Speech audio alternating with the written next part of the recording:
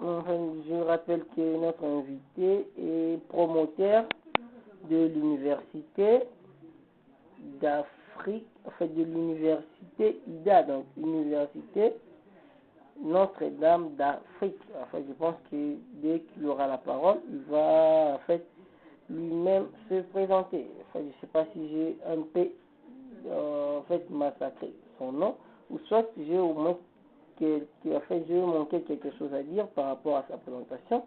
Je pense qu'il est déjà avec nous. Il va plus nous dire en ce qui lui concerne. Monsieur Toumba, bonjour et bienvenue.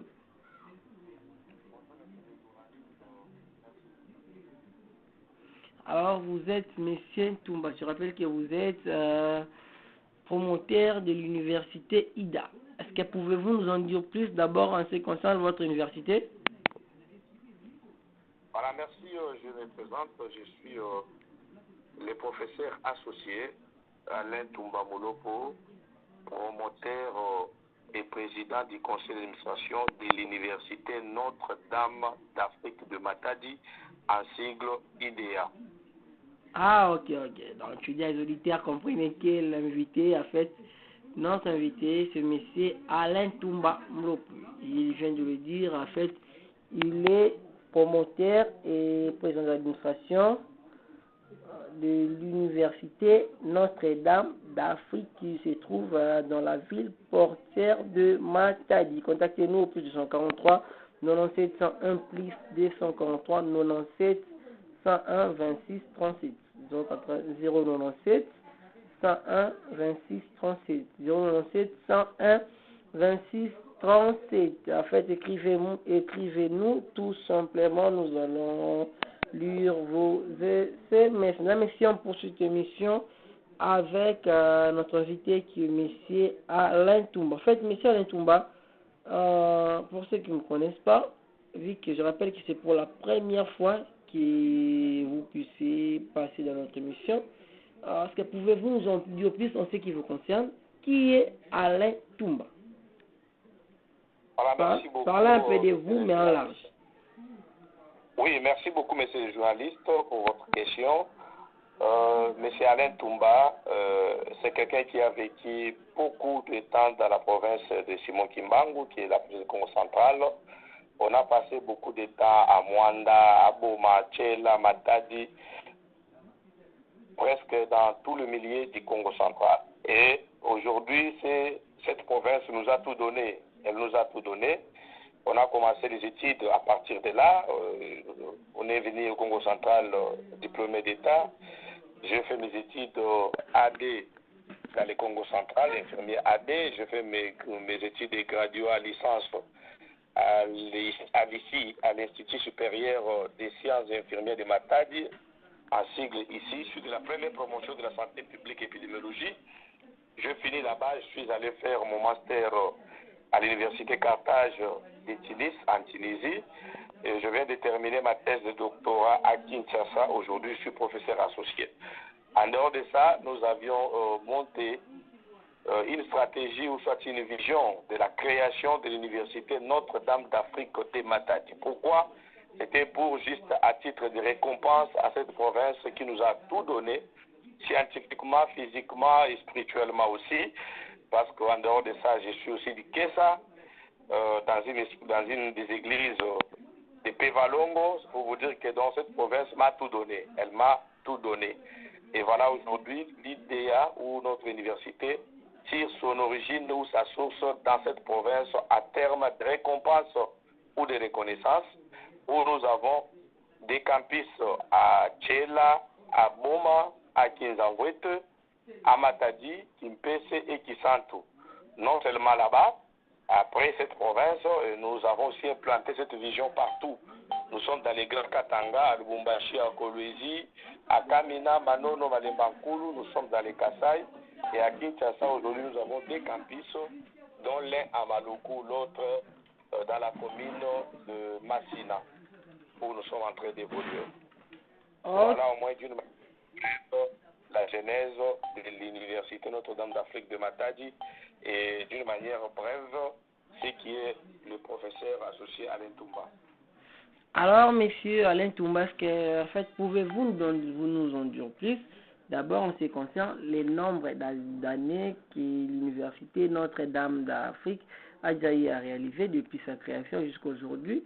En fait, et puis, dans tout ce que vous prenez comme objectif en créant cette université, d'abord, je peux savoir qu'avez-vous déjà réussi à réaliser et qu'est-ce qui vous reste à faire? Merci beaucoup, monsieur le journaliste. L'Université Notre-Dame d'Afrique a vu les jours dans la province de Simon Kimban, comme je viens de le dire tout de suite là. C'est depuis le 10 ou le 10 août 2020 qu'on a créé cette université à Matadi. Et nous avons déjà sorti les premiers licenciés.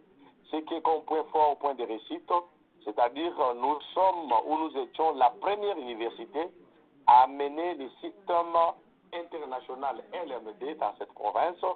Et nous avions été confrontés à beaucoup de défis.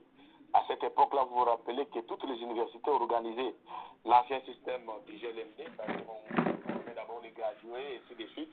Mais nous, depuis la création, depuis la genèse de cette grande université, nous n'avons jamais formé les gens ou les gradués. Nous appliquons à la lettre le système international licence, master et doctorat en sigle LMD. Et m'a confronté à beaucoup de défis. Nous avons y à réussir à former le premier bachelier ou les premiers étudiants jusqu'à leur amener à bon port de devenir licenciés. Aujourd'hui, les premiers licenciés ici du système LMD dans cette province sont les ressortissants de l'Université Notre-Dame d'Afrique. Ils sont là, ils travaillent partout, ils sont nombreux dans tous les domaines. Dans le domaine des droits, dans le domaine des sciences économiques, dans le domaine des sciences de santé, en douane, je vous dis que presque dans tous les domaines, ils sont à Matadi. Ceux qui m'écoutent, ceux qui le savent. Et je précise aussi, nous étions la première université à ouvrir un centre d'encadrement et de remise à niveau des enseignants pour l'enseignement du système LMD que nous avons eu à former depuis 2020. Ils ont des brevets et ce sont ces enseignants aujourd'hui qui pilulent dans beaucoup d'institutions qui utilisent aussi le système LMD aujourd'hui, dont ce système demeure une bête noire pour les gens. Déjà, l'université Notre-Dame d'Afrique organise combien de facultés en son sein? Nous avons au moins 8 domaines. Je vous rappelle qu'aujourd'hui, avec la nouvelle réforme, la nouvelle appellation, les facultés n'existent plus, mais c'est les journalistes. Désormais, il faut parler des domaines, oui. Merci. On ne parle plus des facultés. Merci beaucoup de recadrer les journalistes. Des domaines. D'après la nouvelle appellation du programme du ministre qui l'a mis sur pied, on ne parle plus des facultés, on parle des domaines. Et je pense que dans des prochaines émissions, vous m'accorderez la chance d'expliquer encore d'une manière brève qu'est-ce que le système LMD, la terminologie, qu'est-ce qui a changé par rapport à l'ancien système. Ça pourra faire une autre thématique dans nos prochaines émissions. Okay. Mais aujourd'hui, l'IDEA organise au moins 8 domaines. Nous avons des domaines des sciences juridiques, politiques et administratives qu'on appelait jadis faculté des droits. Et nous avons les domaines des sciences économiques et de gestion. Nous avons les domaines des sciences de la santé, où il y a toutes les filières de la santé. Et nous avons les domaines des langues. Et nous avons le domaine des technologies supérieures et ingénierat. Et nous avons les domaines des sciences de l'homme et de la société. Voilà les domaines que nous organisons au sein de l'Université Notre-Dame d'Afrique. Ce sont les grands domaines, mais dans tous les domaines, il y a aussi des filières. Bien, merci beaucoup, monsieur Alain Toumba. Monsieur, contactez-nous au plus 243 97 101 26 37. Plus 243 97 101 26 37. Je rappelle encore une fois de plus 243 97 101 26 37. Je rappelle que nous avons invité pour vous aujourd'hui monsieur Alain Toumba. Il est promoteur de l'université IDEA, Université Notre-Dame d'Afrique, depuis la ville portuaire de Matadi. En fait, mesdames et messieurs, poursuivons cette émission avec notre invité. En fait, monsieur Alain Toumba, en parlant d'abord, puisqu'on parle de l'éducation, d'abord je peux savoir comment évaluez-vous notre système éducatif? Vous êtes de ceux qui estiment que, en fait, c'est un système adapté aux réalités ou soit le système est un peu archaïque, il faut nager ou migrer vers d'autres systèmes. Que pensez-vous quant à ça? Voilà, monsieur le journaliste, je pense avoir ou mettre un peu de précision dans votre question. Ici, nous sommes en train de parler du système éducatif au niveau universitaire. Parce que nous avons le système éducatif au niveau primaire, le système éducatif au niveau secondaire et au niveau du système éducatif au niveau universitaire. Bon, nous sommes au niveau universitaire. Voilà, au niveau universitaire, je vais dire qu'aujourd'hui, le système éducatif a subi quand même des avancées. Pourquoi?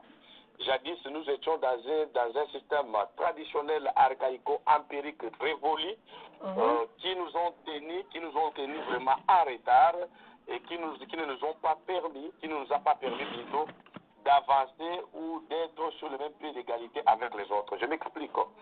Aujourd'hui, nous étions les seuls pays à continuer à organiser les cycles de graduats qui n'étaient plus d'existence sur toute la planète Terre. Je vous insiste bien, sur toute l'étendue de la planète Terre, on ne formait plus de gradués.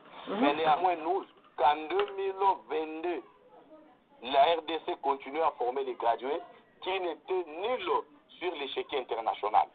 Vous comprendrez que le système LMD n'est pas un nouveau système comme les autres les croient. C'est un système international qui est d'applicabilité dans tout le pays du monde, sauf la RDC qui a été déconnectée.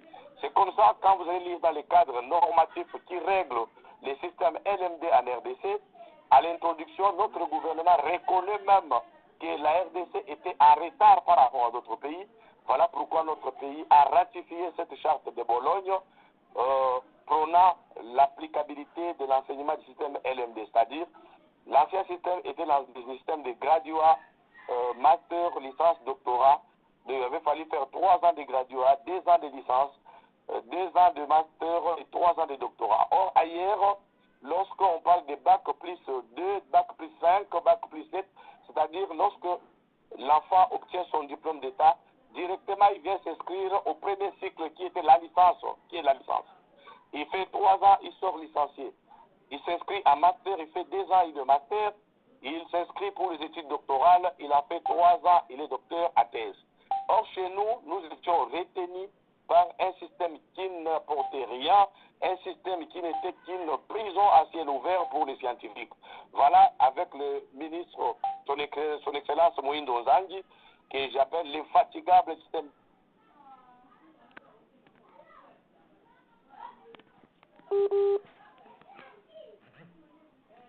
LMD, c'est vraiment un initiative de pays où ils sont avancés dans la nouvelle réforme en appliquant, en exigeant, en mettant maintenant une condition sine qua non à toutes les institutions évoluant sur le sol congolais d'appliquer la réforme avec le système LMD.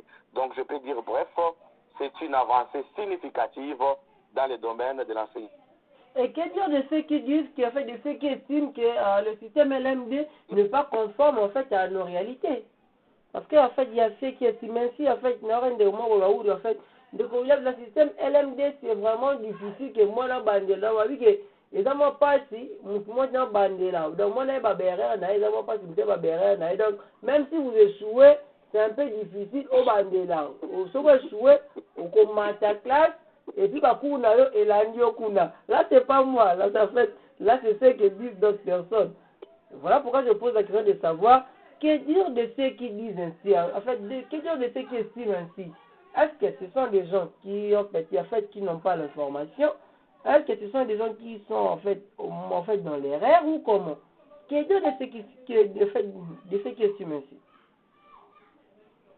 Merci, monsieur le journaliste. Vraiment, c'est une question qui est pertinente, que je mets. Et je voudrais aussi ici demander à votre auguste personne de chercher d'autres scientifiques qui sont à Matadi ou dans la province qui estiment que le système a des failles, le système est mauvais. Et comme ça, on va faire une émission contradictoire. Nous allons démontrer les avantages du système. Et si vous êtes partant, c'est pas un problème. Il y a tant de gens qui sont totalement, en fait, qui ne sont pas d'accord avec oui, je le sais. Voilà pourquoi je réponds. Le vrai problème, c'est pas parce que le système est mauvais. Le vrai problème, c'est groupe de gens que j'appelle les mal intentionnés de la RDC, les gens qui veulent tenir toujours notre système éducatif universitaire en bas ou les tenir en prison, ils ont un petit problème. Leur problème, c'est quoi? Ils n'ont pas de...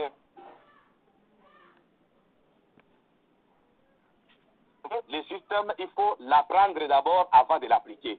Ils n'ont pas de formation. Ils n'ont jamais suivi une quelconque formation. Je pense qu'ils vont dire que nous avons été formés. Il y a des formations qui ont été organisées par une équipe ou des équipes du ministère. Je vous rappelle que cette formation, on dirait seulement une journée ou 2 jours. Une journée ou 2 jours. Et alors, on ne peut jamais apprendre le système LMD dans une journée ou 2 jours. Et c'est comme ça que ces institutions, ces groupes de gens, ils doivent avoir juste la volonté d'abord d'apprendre, la volonté d'échanger et la bonne volonté de mettre en œuvre ce qu'on nous demande de faire. Mon frère, je vous dis que l'ancien système auquel il s'accroche, c'est un système traditionnel belge qui nous a été légué par nos colonisateurs. Aujourd'hui, la Belgique n'applique plus ce système. Vous n'irez pas en Belgique, il n'y a personne qui a fait l'université libre de la Belgique qui va vous dire. Apparemment, on n'a pas les mêmes réalités. C'est ça aussi le vrai problème. On n'a pas les mêmes réalités. Je vous dis, mais les journalistes, c'est pas quelque chose, pas quelque chose de réalité. La réalité est simple. Le système LMD demande les efforts. Quel effort? D'abord, apprendre le système. Parce qu'il est très différent de l'ancien système. Ils ont du mal à comprendre d'abord la terminologie. Ils ont du mal à comprendre la réalisation. Ils ont du mal à comprendre comment enseigner autrement, évaluer autrement et faire étudier les étudiants autrement. C'est leur difficulté. Ils n'ont qu'à solliciter des formations et nous sommes là avec beaucoup d'abnégation, avec beaucoup d'humilité. Nous viendrons les former et ils comprendront que ce système est bon et bénéfique pour la jeunesse congolaise. Je vous dis,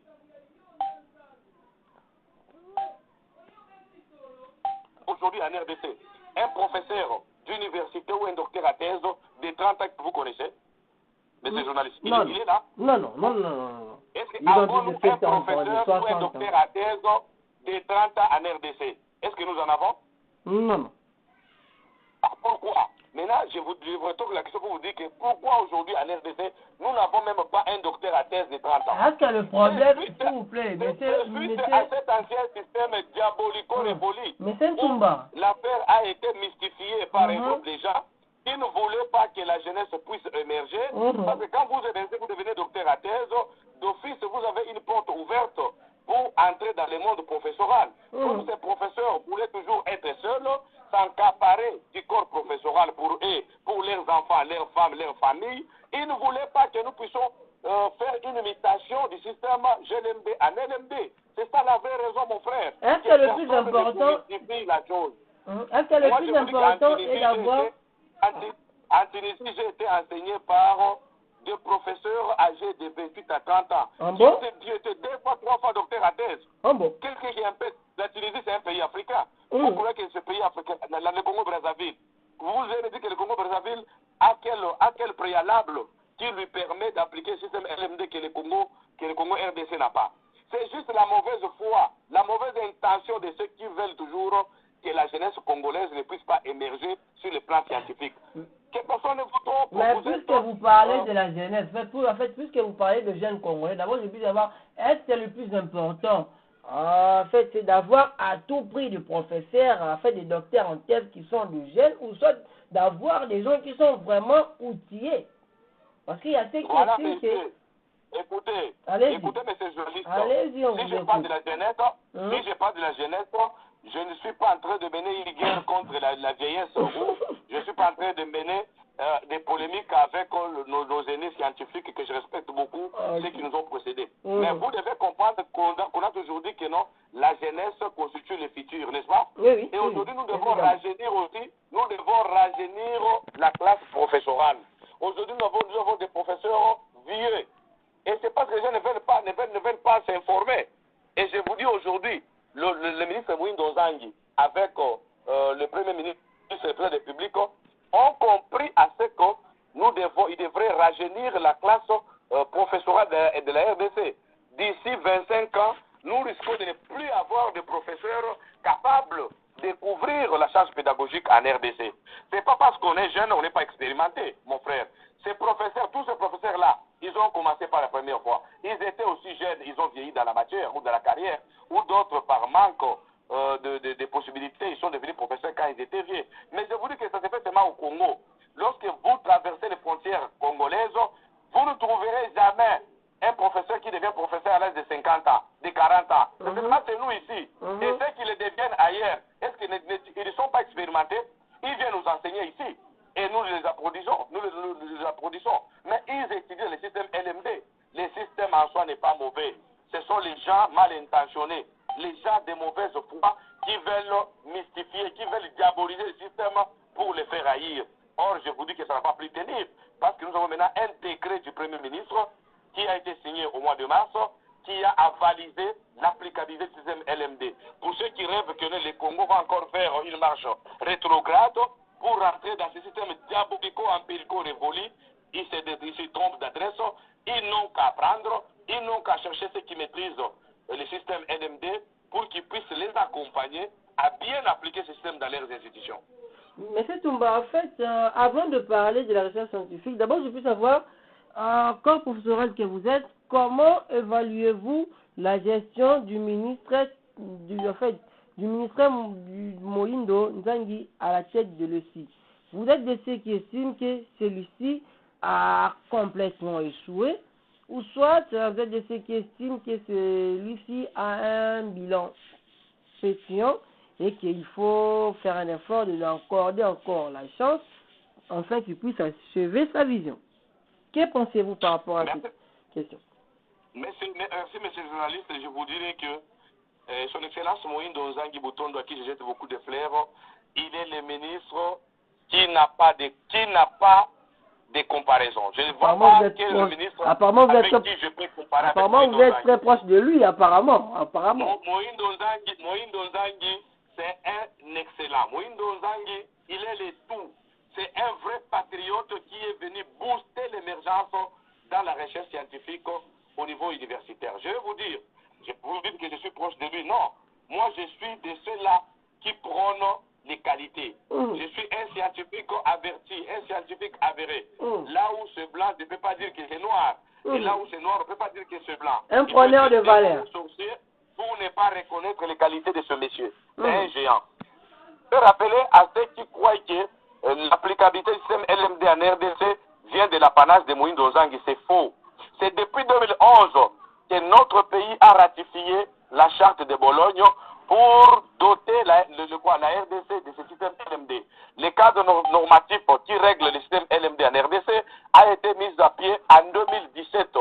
C'était à l'époque du ministre Denis Kambaye. Ok? Et alors, c'est avec un moratoire de 5 ans qu'on avait donné à toutes les institutions de commencer à basculer de l'ancien système vers le nouveau système. Mais quand son Excellence Moïndo Nzangi est venu, il a juste trouvé les textes sur sa table et il a voulu les appliquer. C'est juste ce qu'il a fait. Aujourd'hui, il est traité de tout mot, il est diabolisé par ce méchant qui croyait toujours nous tenir à respect. Ceux qui disent que le système est mauvais, les contextes, machin, c'est bien bon. Pose la question à tous les professeurs qui finissent ailleurs. Ils étudient dans quel système? C'est dans le système LMD. Leurs enfants qu'ils envoient à l'étranger, ils étudient dans le système LMD, et quand ils reviennent au Congo, ils viennent nous coloniser, ils deviennent des professeurs, ils deviennent des ministres. Avec le système LMD là, ça marche. Mais pour l'appliquer chez nous, c'est un problème. Moïndo Nzangi a amené des avancées très significatives dans l'enseignement supérieur universitaire. Je suis chercheur indépendant. Aujourd'hui, je ne travaille pas au ministère. Je ne suis même pas de la famille du ministre Moïndo Nzangi, mais je suis un patriote qui accompagne des bonnes œuvres. Tout ce qui peut être bénéfique pour la jeunesse dans la science, nous ne pouvons qu'encourager et apporter une pierre à l'édifice.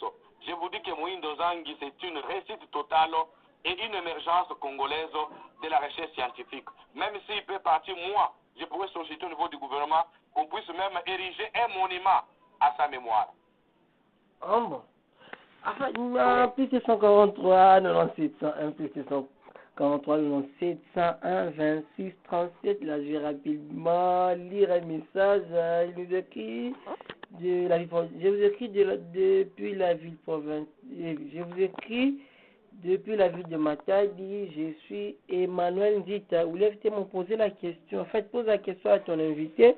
Est-ce qu'il peut nous en dire plus en ce qui concerne l'apport de son université dans la ville province du Congo central?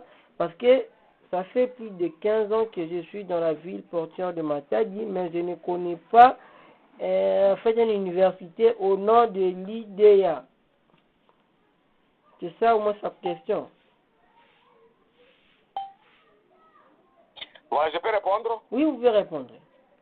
Oui, je réponds à mon invité à qui j'ai beaucoup d'estime. Un auditeur. Bon, ce n'est pas... Un auditeur.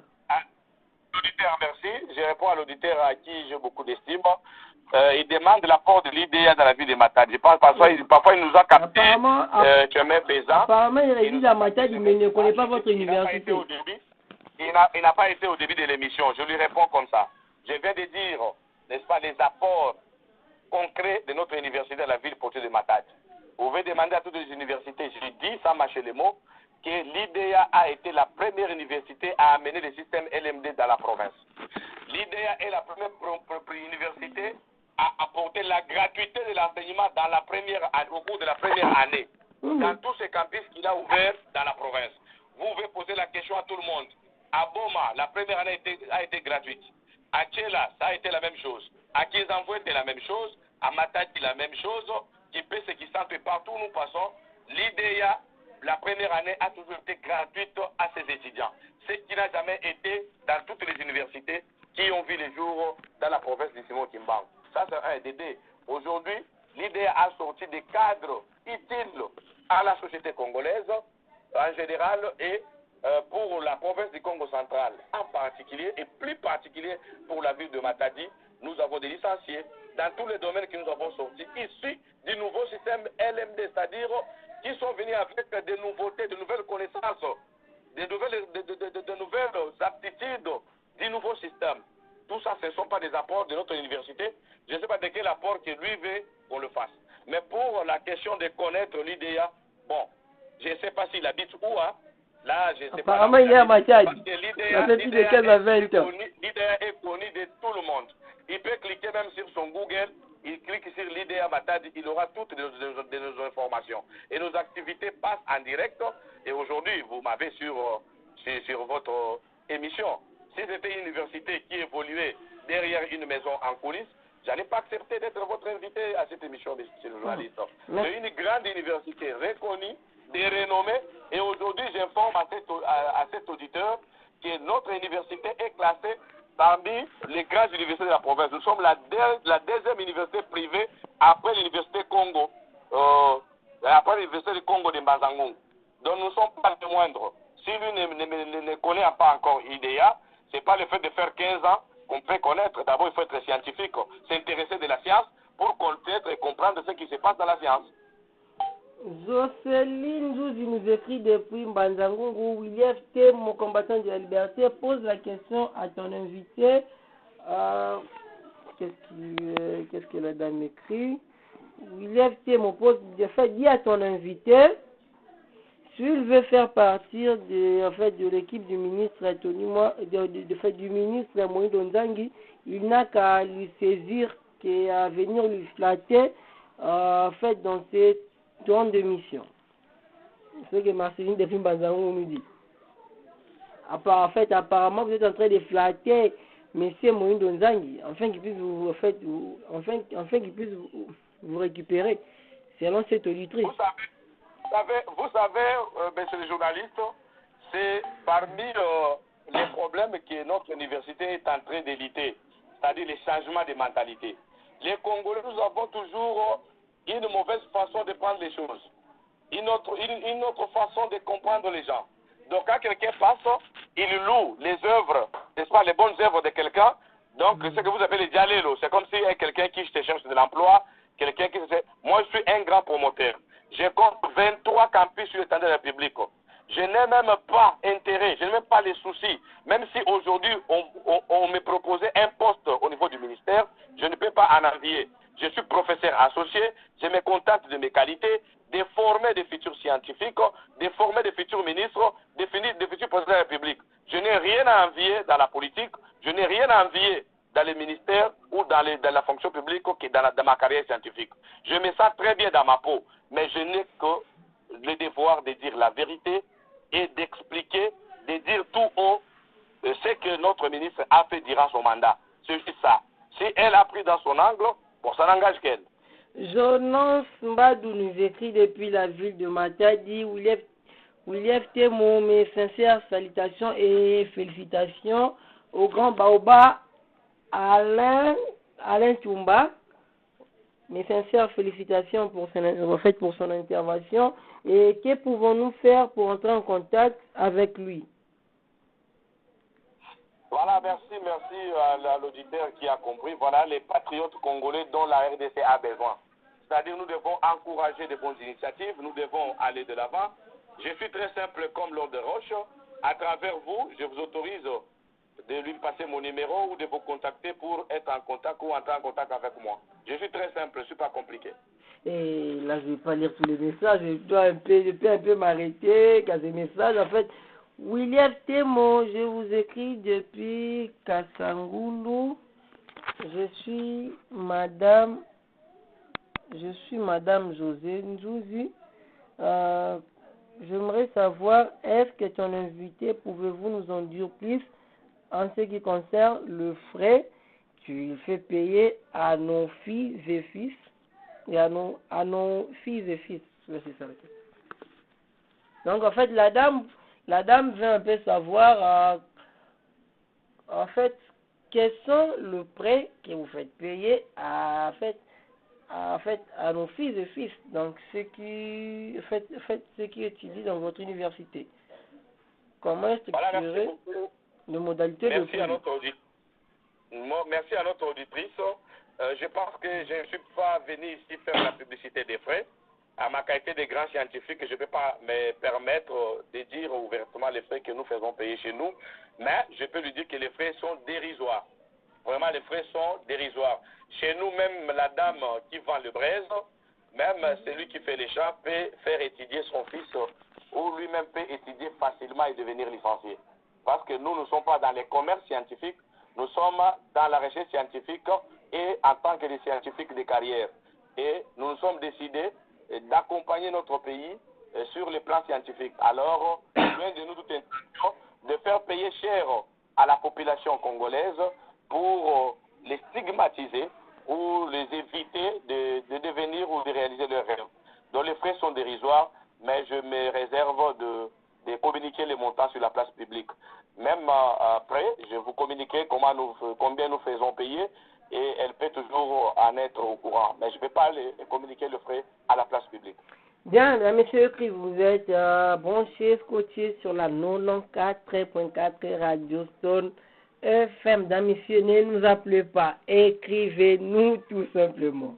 Ne nous appelez pas, écrivez-nous tout simplement. Mesdames, messieurs, on poursuit cette émission avec monsieur Alain Toumba Moulopo. Je rappelle qu'il est promoteur de l'université IDEA, dans l'université Notre-Dame d'Afrique. En fait, c'est lui qui est l'invité spécial de l'émission Les Congolais s'expriment d'aujourd'hui. En fait, monsieur Alain Toumba poursuit cette émission avec la recherche scientifique. D'abord, je peux savoir, chercheur que vous êtes, comment évaluez-vous d'abord ce secteur, en fait, puisque la recherche scientifique est le rôle secteur mobimba. Comment évaluez-vous l'évolution de ce secteur en République démocratique du Congo? Est-ce que vous êtes de ceux qui estiment qu'il y a tant de couacs qu'il faut en fait faire quelques amendements, en fait il faut ajouter d'autres choses pour que ce secteur en fait aille de l'avant, ou comment d'abord évaluez-vous ce secteur? Merci beaucoup, monsieur le journaliste. Par rapport à l'évolution de ce secteur. Oui, je répondrai à des volets. Le premier volet, c'est-à-dire que nous avons deux ministères. Nous avons le ministère de l'enseignement supérieur et universitaire d'une part, et nous avons le ministère de la recherche scientifique d'autre part. En tout cas, par rapport au ministère de l'ESI,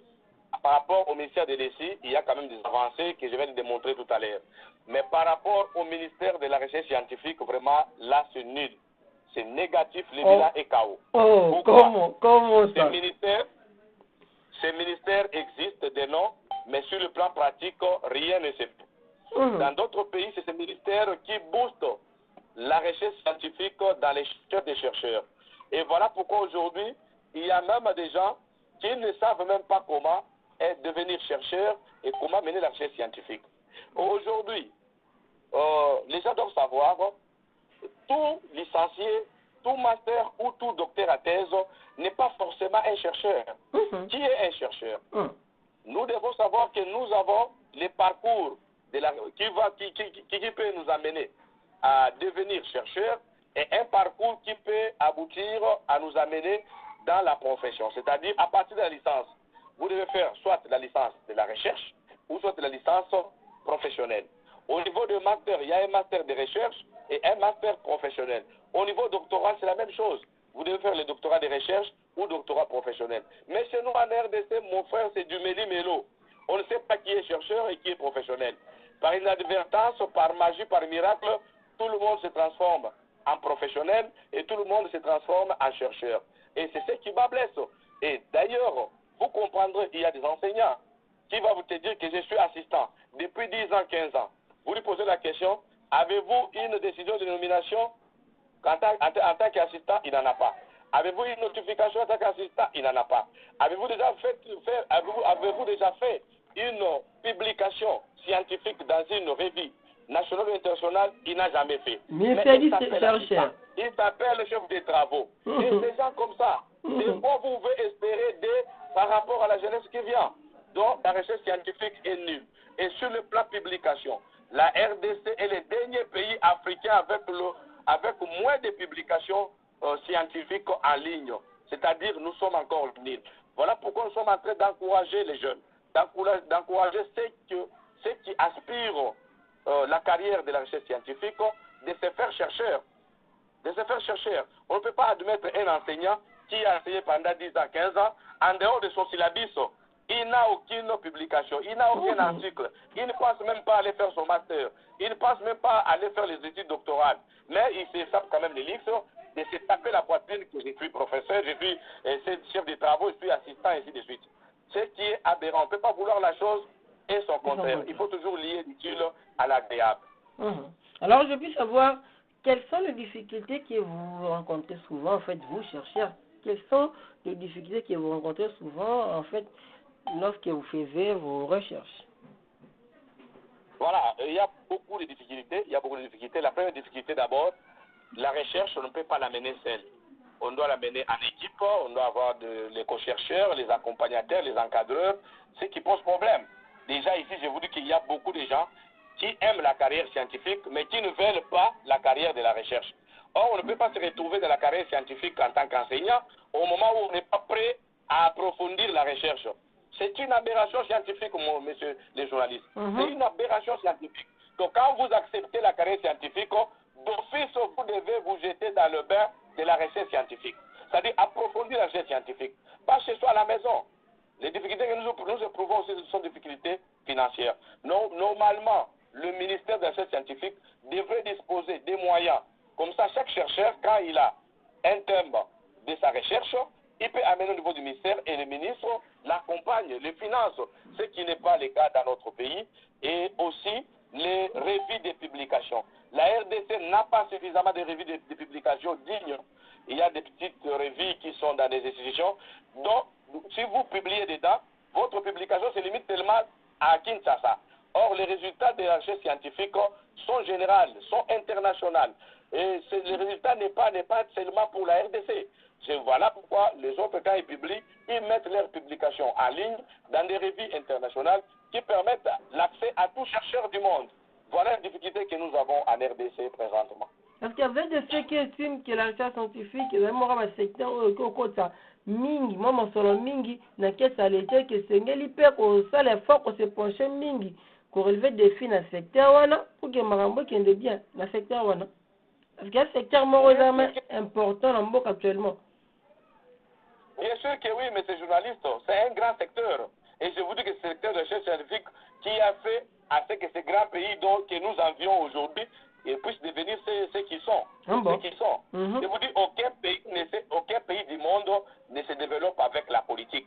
Parce qu'aujourd'hui, tous nous avons tous les regards tournés vers la politique. Et nous oublions un secteur très important qui est la recherche scientifique. Je vous donne un exemple. Aujourd'hui, moi, je suis à Kinshasa. Vous êtes à Matadi. Mais je suis en direct de votre émission. C'est grâce à quoi? C'est grâce à l'innovation. Et cette innovation, c'est juste des résultats d'une recherche scientifique en technologie. Vous comprenez? Donc, sans recherche scientifique, le pays est nul. C'est-à-dire, si aujourd'hui le gouvernement pouvait mettre un paquet, pouvait mettre des personnes compétentes dans les secteurs de la recherche scientifique, le pays d'abord va vraiment émerger et aujourd'hui le pays va rapporter tout. Parce que les publications que nous faisons peuvent rapporter beaucoup. Aujourd'hui, je vous dis, dans les revues internationales, pour passer une publication, c'est pas moins de $500. Vous comprenez? Et si le gouvernement avait 4-5 revues qui sont dignes, avec les impacts facteurs raisonnables, mais tout le monde peut publier chez nous et ça va rapporter de l'argent. Et que peut faire l'État congolais aujourd'hui pour relever les défis dans ce secteur? C'est juste la volonté. Pour normaliser vraiment les choses dans ce secteur. Juste la volonté. Juste avec la simple volonté et puis l'affectation des personnes non compétentes, éviter des affinités. On prend quelqu'un qui n'est pas du domaine, on prend quelqu'un qui n'est pas à la hauteur de ce secteur et lui confier la responsabilité. Allez-y comprendre la suite. Vous mettez quelqu'un qui n'est même pas chercheur. Et sa suite, et c'est juste un conglomérat d'affinités, un conglomérat de fraternité, ainsi de suite. Et espérez la suite. Vous n'êtes pas de ceux qui estiment qu'aujourd'hui, on doit impérativement mélanger en fait le ministère de l'ESI et le ministère de la Recherche scientifique pour espérer en fait une bonne gestion. Pourquoi pas le mélanger? On peut ou ne pas mélanger. Bon, ça peut évoluer séparément, ça peut évoluer en fusion, mais je vous informe aussi que dans presque beaucoup de pays, c'est un même ministère. On appelle ça ministère de l'enseignement supérieur universitaire et de la recherche scientifique. C'est un même ministère. Mais le vrai problème, c'est mettre les gens de bonne volonté. C'est comme dans les si, je ne cesse de jeter des fleurs à Moïse Dozang malgré que les gens me traitent d'être son porte-parole ou quoi que sais-je encore. Apparemment, vous cherchez les gâteaux. C'est un ministre qui a montré ses compétences et capacités. C'est un monsieur vraiment, je ne sais pas comment dire. Mais si on avait aussi un autre déchet comme ça au niveau de la recherche scientifique, je pense déjà aujourd'hui, les choses pourraient déjà décoller et tous ces chercheurs pouvaient déjà obtenir soit des soutiens, des financements, des encouragements, que sais-je encore, pour amener quand même à un niveau très élevé notre recherche scientifique en RDC. Plus 243 97 101 26 37, plus 243 97 101 26 37. Je rappelle une fois de plus, ne nous écrivez pas, en fait, ne nous appelez pas plutôt, écrivez-nous tout simplement. Ne nous appelez pas, écrivez-nous tout simplement dans l'émission. Poursuivre cette émission avec Monsieur Alain Toumba. Donc petit à petit, nous approchons déjà vers la fin de cette émission. Je rappelle que notre invité est Monsieur Alain Toumba Mouloupo. Il est promoteur de l'université Notre-Dame d'Afrique. En fait, Monsieur Alain Toumba, patriote que vous êtes, en fait, vu que nous chutons déjà vers, en fait, nous approchons déjà vers la fin de cette émission. D'abord, je veux savoir, patriote que vous êtes, Nécongo aussi que vous êtes. D'abord, j'ai pu savoir, tout récemment, il y a eu des élections de gouverneurs dans votre chère et beau province. Et que pouvez-vous dire par rapport au tout nouveau gouverneur élu, en fait, au nouveau gouverneur, l'entrant? Voilà, je souhaite bon vent, je souhaite les fleurs à l'honorable qui est devenu excellence, grâce Bilolo. Que les dieux des ancêtres puissent lui accorder la sagesse pour diriger cette province qui, tant d'années, souffre du leadership responsable. C'est ce que je peux dire. Ok. En fait, on n'est pas trop politique, on reste plus scientifique dans l'émission d'aujourd'hui. Mais en fait, est-ce que je peux savoir en parlant de la personne de M. Grasse, vous êtes de ceux qui estiment que en fait, le Messie a vraiment un bon profil pour diriger la province du Congo central? Est-ce qu'il fallait vraiment, est-ce qu'il fallait vraiment placer un Messie comme Grasse à la tête de la province du Congo central? Et pourquoi ne pas les placer? Juste une question de curiosité. C'est ce que j'ai dit. Pourquoi ne pas les placer? Nous devons quitter cet esprit de juger les personnes par apparence. Ou juger les personnes de leur. Moi, scientifique de carrière, comme je vous ai connu aujourd'hui, je vais vous juger à partir de ce que nous sommes en train de faire avec toi. Je vais vous estimer, voilà, c'est un journaliste de taille, c'est un journaliste, qu'est-ce qu'on peut faire de lui? C'est ça. On peut accorder la chance à tout le monde. Et jusqu'à présent, moi, je ne vois pas sur quels critères nous allons juger Excellence Grace Bilolo à la tête de la province. Nous lui accordons la chance. C'est par ses actes, c'est par son leadership, son management et la façon dont il va diriger la province. 100 jours après, on peut voir déjà de quoi il sera capable. Mais les juger trop tôt comme ça, je ne sais pas, c'est passer outre la réflexion. Merci beaucoup. En 1 minute 30 secondes, vraiment 1 minute 30 secondes, pour ne pas être trop politique, comment avez-vous trouvé la gestion du gouverneur sortant? Pour ne pas être politique, comment avez-vous trouvé la gestion du gouverneur sortant, M. Guiban Nongue, en tant que Né-Congo?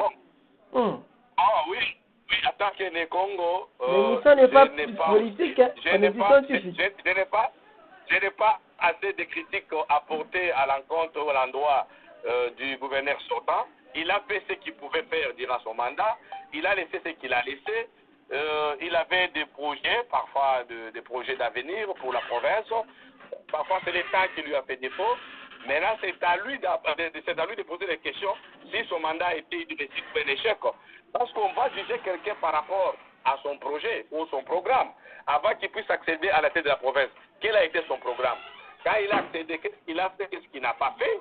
Et voyons la suite. Mais pour moi, comme il est déjà parti, il n'est plus important de revenir sur lui. Maintenant, accordons la chance à celui qui a pris le bâton de commandement ou la relève pour qu'il puisse faire mieux. Notre souhait est de voir cette province décoller et devenir au même pied d'égalité avec d'autres provinces de la République. Bien, mesdames et messieurs, 30 secondes nous séparent de la fin de cette émission. Je vous rappelle que l'honneur m'était de recevoir pour vous aujourd'hui Monsieur Alain Toumba Moulopo. Il est chercheur et professeur associé, également promoteur de l'université IDIA, donc l'université Notre-Dame d'Afrique. En fait, Monsieur Alain Toumba, c'était un plaisir de vous recevoir. En quelques minutes, si vous pouvez faire votre conclusion. Merci beaucoup, M. Jean-Louis. C'est un honneur, un privilège pour moi de vous connaître, de faire connaissance avec vous. J'ai aimé cette émission. Nous sommes là, nous sommes des prédicateurs scientifiques. Nous n'allons pas nous lasser. Nous sommes dans cette bataille de ramener notre pays à un niveau scientifique élevé, de les faire respecter sur l'échiquier international dans la recherche scientifique. C'est vraiment mon cheval de bataille et je sais qu'avec mes collaborateurs, nous y arriverons, avec aussi l'appui de la population congolaise. Ici, je vais juste rappeler et demander à tous les scientifiques qui se disent scientifiques, qui ont opté pour la carrière d'un chef scientifique, de pouvoir aussi approfondir la recherche. Aujourd'hui, je rappelle encore à ces scientifiques qui sont chefs de travaux, assistants, licenciés. Aujourd'hui, un licencié n'a plus droit d'enseigner au niveau de l'université. Donc, prenez le temps d'aller faire vos masters et d'aborder vos études doctorales pour lier l'étude.